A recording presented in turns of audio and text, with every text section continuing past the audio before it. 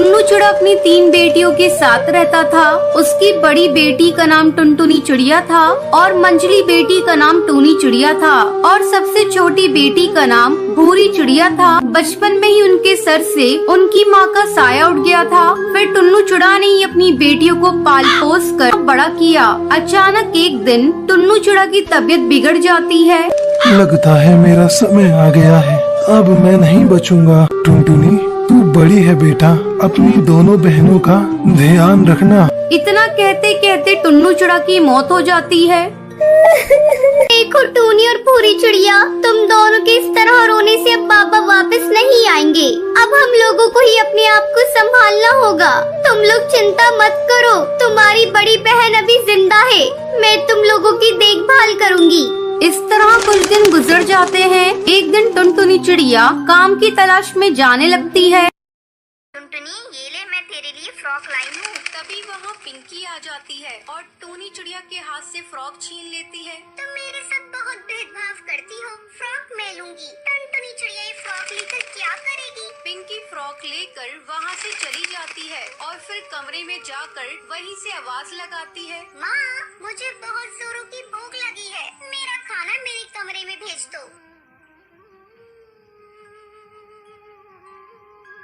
थोड़ी देर बाद टुनटुनी चिड़िया पिंकी को खाना देने जाती है। पिंकी थोड़ा सा खाना खाकर कहती है, छी, ये तूने कैसा खाना पकाया है? खाने में कोई टेस्ट ही नहीं है। इतना कहकर पिंकी खाने को फेंक देती है।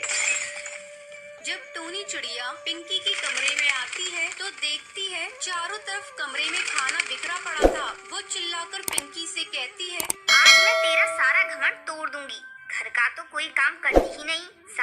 अरे पहले तो तू सिर्फ आवारागर्दी करता था, अब तो शराब भी पीने लगा। हाँ, पीऊंगा शराब में, जो कर पाओ कर लो। तू रुक, अभी तुझे बताती हूँ। मैंने कभी तुझ पर हाथ नहीं उठाया ना, इसलिए तू बिगड़ गया है। पिंकी ने गोलू को मारना शुरू कर दिया तो गोलू ने भी अपनी माँ को पीटना शुरू कर दिया। किसी तरह टुनटुनी ने बीच बचाव किया। टुनटुनी, मुझे माफ कर दे, मैंने तुझे बहुत सताया। ये मेरे ही पाप हैं जो पलटकर मेरे जीवन में आग लगा रहे हैं।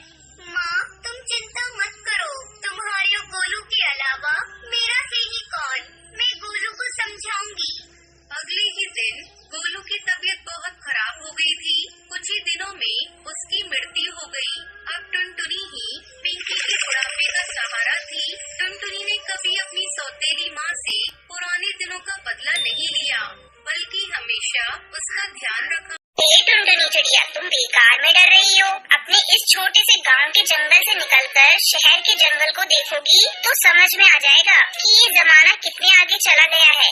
सबके बहुत समझाने पर टुनटुनी चिड़िया शहर के जंगल जाने को तैयार हो जाती है। फिर टुनटुनी चिड़िया टूनी के हवाई मोटर में बैठकर शहर के जंगल आ जाती है।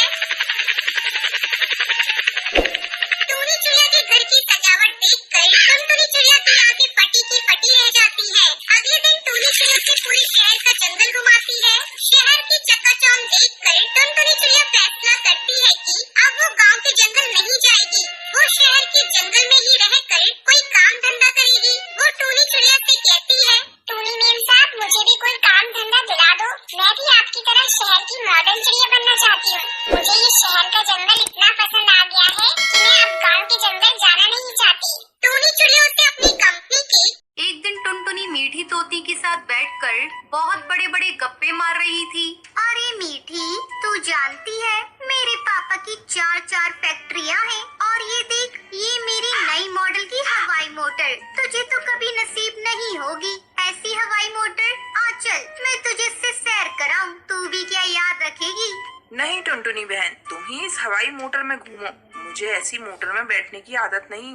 शाम को टुनटुनी जब घर आती है तो टूनी चिड़िया उससे कहती है, टुनटुनी, जंगल का रास्ता खराब है, इतनी रात तक तुम घूमा मत करो। माँ, ये मेरी जिंदगी है, तुम मेरे घूमने पर क्यों रोक लगा रही हो? और ये तुम पुराने जमाने जैसी बातें क्यों करती हो? आजकल जंगल की चिड़ियाएं रात भर घूमती है। और हाँ माँ, तुम खा पी कर सो जाया करो, मेरा इंतजार मत किया करो। टुनटुनी, खबरदार, जो इस तरह तुमने मुझसे बात की, तू भूल मत, मैं तेरी माँ। अरे मीना बहन, क्या हुआ? तुम क्यों इतना रो रही हो? क्या बताऊं बहन, भी तोड़ दिया है और मेरे अंडे भी खा गया। अब मैं कहाँ जाऊंगी? मेरे पास तो कोई और घर भी नहीं है। तुम रो मत मेरी बहन, हम तुम्हारे लिए एक नया घर बनाएंगे। फिर मीना की दोनों बहनों ने मिलकर उसके लिए एक प्यारा सा घर बना दिया और वो उसमें खुशी खुशी रहने लगी। चिड़िया बहन, मैंने सुना है कि तुम कपड़े बेचती हो। मैंने तो बहुत सारे सूट खरीद लिए हैं। हाँ टोनी, मैंने कपड़े का कारोबार शुरू किया है। तुम जब चाहो आ सकती हो और आके सूट खरीद सकती हो। ठीक है, फिर मैं कल आके सूट देख के पसंद कर लूंगी और ले लूंगी। अगले दिन टोनी चिड़िया कपड़े लेने के लिए चिड़िया के घर चली जाती है। चिड़िया बहन, मुझे कुछ कपड़े तो दिखाओ ताकि मैं कपड़े पसंद कर लूं। फिर चिड़िया उसे कपड़े दिखाती है। टोनी चिड़िया को कुछ कपड़े पसंद आ जाते हैं और चिड़िया से वो कपड़े खरीद लेती है। टोनी चिड़िया कपड़ों के पैसे देती है और कपड़े लेके अपने घर को चली जाती है। सब्जी ले लो, सब्जी ताजी ताजी हरी भरी सब्जी ले लो। देखो कितनी ताजी ताजी सब्जी है। अरे ओ सब्जी वाली, जरा हमें भी तो सब्जियां दिखा। जी मेम साहब, अभी आती हूँ।